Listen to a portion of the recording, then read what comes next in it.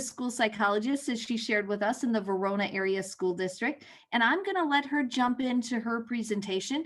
Keep those questions coming in the Q&A, and we'll field them as we move along. Go ahead, Marlene. Great, thank you.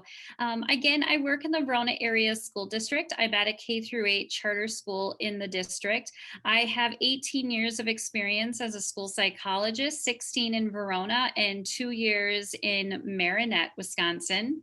I have 2 children at home, one second grader who just returned to in-person schooling but has been virtual up until very recently, and a 7th grader who has been virtual. So a little bit of blending of some schedules. So we've definitely been in the same situation as many parents as we go through this COVID-19 global pandemic. So tonight I'm talking about coping with the loss of normalcy during COVID-19, because as we're mentioning tonight, there is this new normal, and we need to get through that new normal. We may have some events and activities going back to how they used to be, but the reality is this global pandemic is so widespread, it's global, but also it's so long-term, and that we're going to be seeing some cultural shifting happening because of what a big event this is. So we do need to start navigating that new normal. Next slide, please. So this visual here is by an artist by the name of Barbara Kelly. It popped up on my social media this past spring, and it actually came from a Twitter post from somebody by the name of Damien Barr, who wrote a poem about how we're not truly in the same boat. How many times do we often say things like, we're in the same boat? In this situation of COVID-19, we're not in the same boat. And this particular post was actually in regards to the fact that COVID-19 is the same storm that everybody is trying to navigate, but we're all in different boats. We're all in different situations. So that really resonated with me as I read that. And I'm going to read an excerpt from that poem now. I heard that we are in the same boat, but it's not that. We are in the same storm, but not in the same boat. Your ship can be shipwrecked and mine might not be, or vice versa. For some, quarantine is optimal, a moment of reflection or connection. Easy and flip-flops with a whiskey or tea. For others, this is a desperate crisis. For others, it is facing a loneliness. For some, peace, rest time, vacation, yet for others, torture. How am I going to pay my bills? I'm going to move forward to the end of that reading. Let us not judge the one who lacks as well as the one who exceeds him. We are on different ships looking to survive. Let everyone navigate their route with respect, empathy, and responsibility. So again, I thought this was really important as we have been, again, navigating the waters of COVID-19. We are all experiencing very different things, but we are all in the same storm. We're going to move to the next slide. COVID-19 has taken away our sense of normalcy. So a common reaction to that is grief. It is a loss. It's important to know the signs of grief and how to cope during this challenging time. I also found another visual that really shows that anything that may be very typical or normal or easy for us is just a little more tricky when we're dealing with a global pandemic. Something that's a bit tricky may now be kind of a struggle. Something that's kind of a struggle may be pretty tough, and so on. I certainly hope that we're not at a point where we're looking at a black pit of chaos and despair, or a time to scream into the void. Although I believe some of us may be at that point or have been at that point. So keep that in mind. Next. Am I allowed to be sad about all the stuff I'm missing out on? The answer is yes. It's a privilege to miss things that make our lives fun and satisfying without necessarily being important for our survival. But we also want to balance the realities of what's happening in the world right now. We do need to give ourselves the space to feel the emotions that we have while thinking about that broader perspective. Everyone is impacted by this global pandemic, whether it is illness related to the COVID 19, loss of life, an economic struggle, or a mental health struggle. We are all in the same storm, and it is a collective grief. So we want to continue to have compassion and understanding for others as we are getting through this together. Next. We don't only grieve for what's missing, because usually grief is associated to some sort of loss, but or something that we're missing. But actually, in this situation, for some of our students who are missing out on extracurricular activities, socialization with friends, or it looks very different in terms of socializing with friends, especially with our older age group, we have high school students who are missing out on what we consider to be rite of passages, prom, graduation ceremonies. So when we're looking at a variety of activities with this age group where we have our children starting to identify themselves related to their activities that they're passionate about, we're also losing a sense of ourself or identity. So that's important to note during this time of COVID as well. It's not just the loss of an activity or an event, but there is more wrapped up in that, especially with this age group. Next. All right. So it is okay to have emotions about the events that are not happening the way that we had planned them, or maybe they're not happening at all.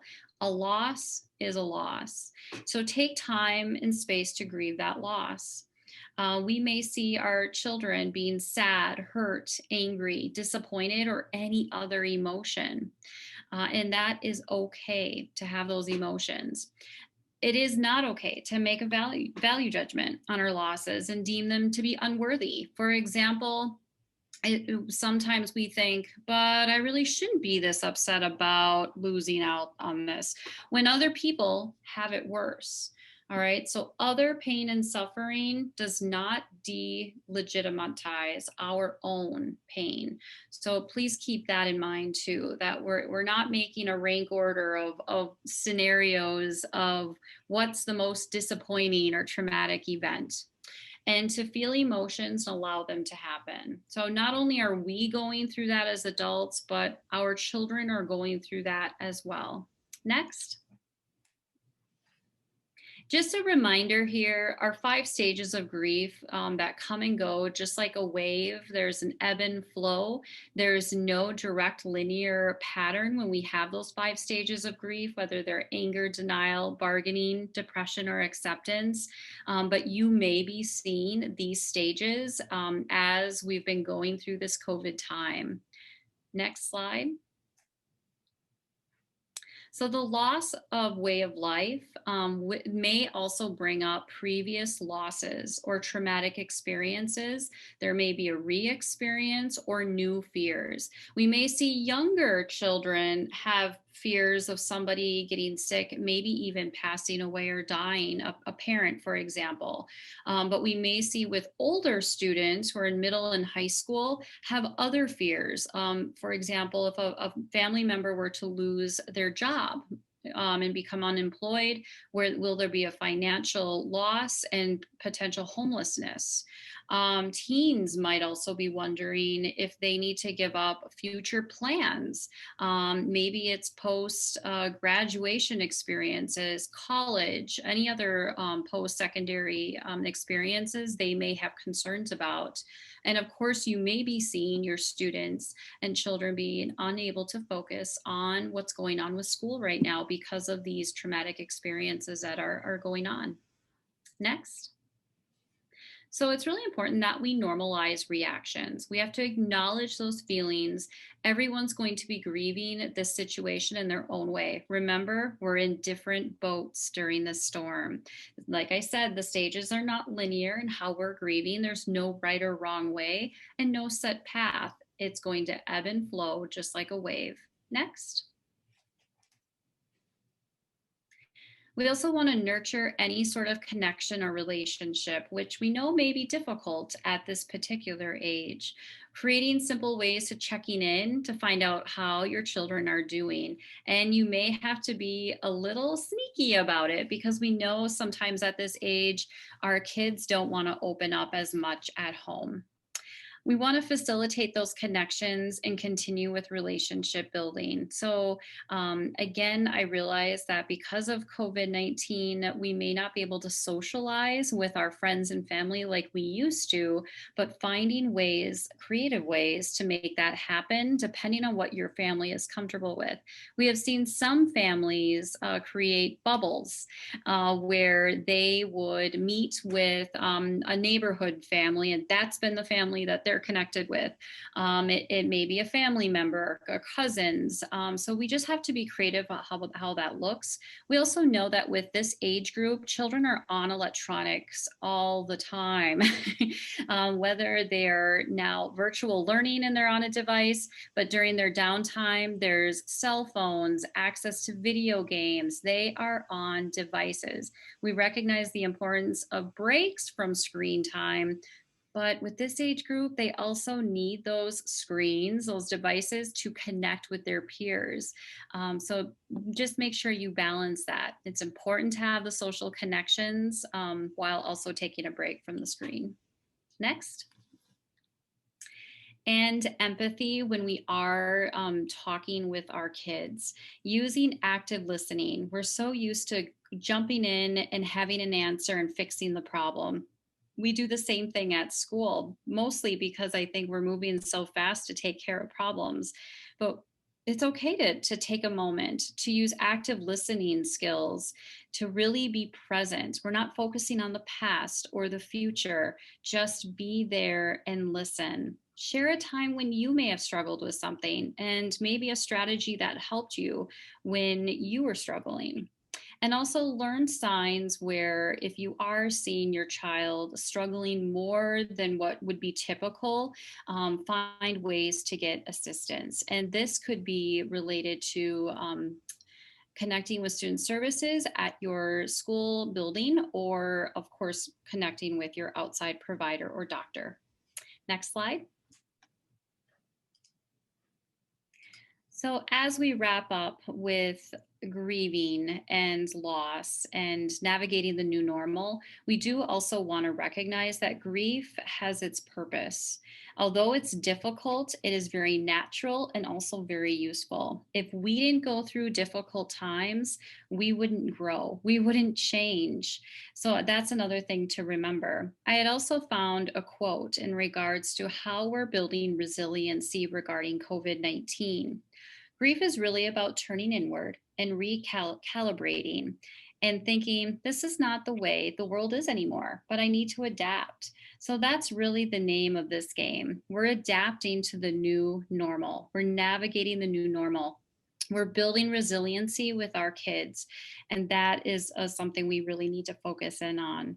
It's okay to grieve. And once that crisis has passed, most people are going to be able to bounce right back and move on.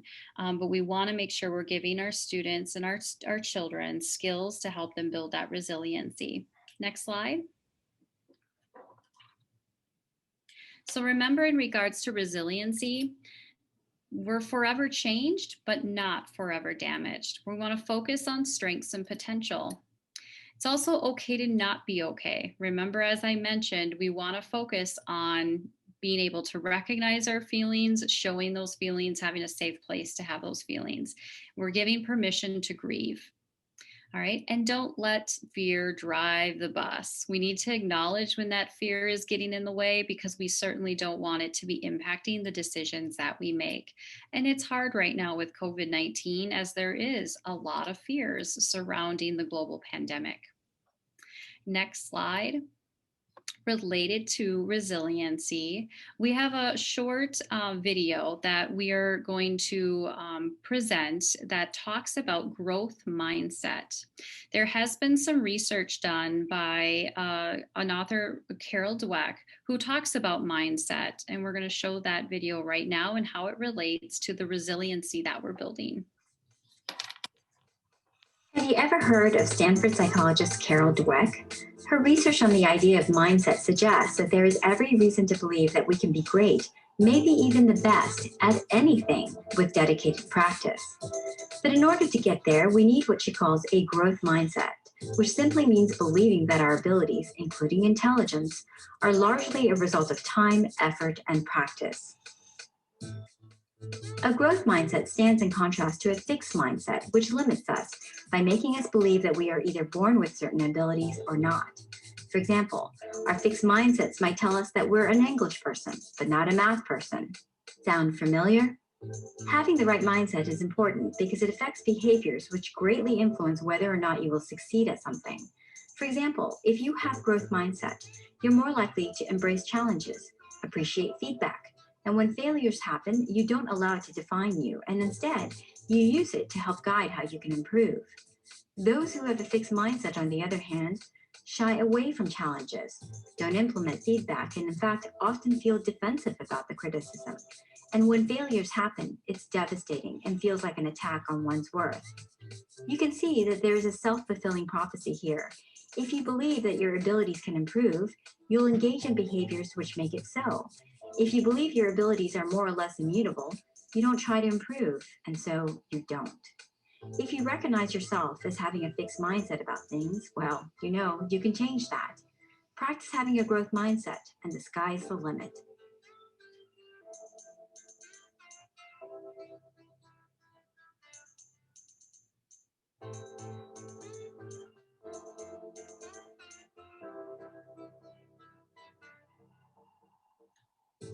That video in regards to growth mindset is a really great connection to how we're building resiliency with our kids and how we're going to get through this time of COVID and also navigating the new normal.